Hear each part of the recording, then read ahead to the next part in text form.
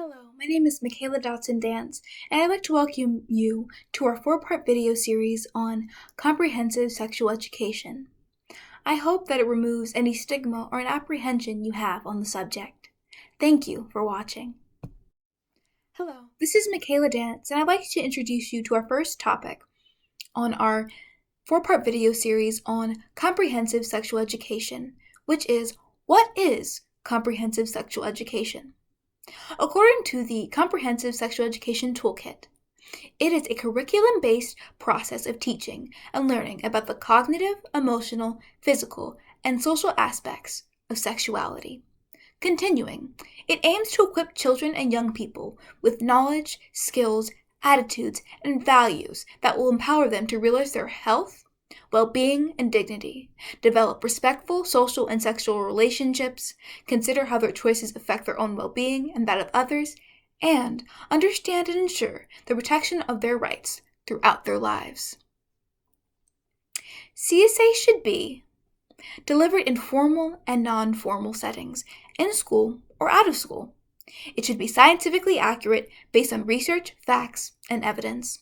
It also is incremental, starting at an early age with foundational content and skills, with new information building upon previous learning, using a spiral approach that returns to the same topics at a more advanced level each year. This continues on with it being an age and developmentally appropriate program, with content and skills growing in abstractness and explicitness with age and developmental level of the learners.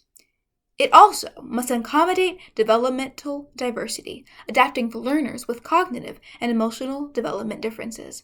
It also is curriculum-based, following a written curriculum that includes key teaching and learning objectives. It also is comprehensive and about much more than just sexual behaviors.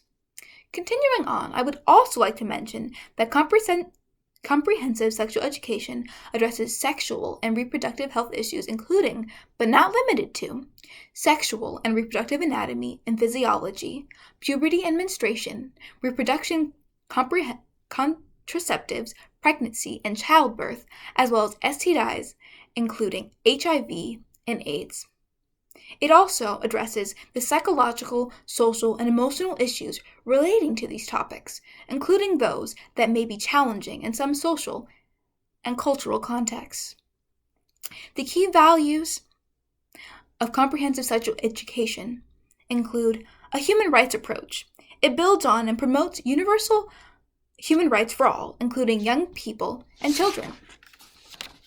It also has gender equality. Integrating a gender perspective throughout the curricula is integral to effective, comprehensive sexual education programs.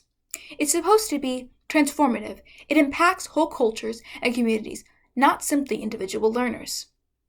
And it also is supposed to develop self-efficacy for children and allow them to reflect on the information around them in order to make informed decisions about their sexual reproductive health.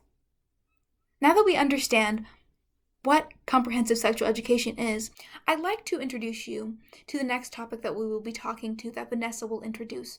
Why is comprehensive sexual education so important for young people?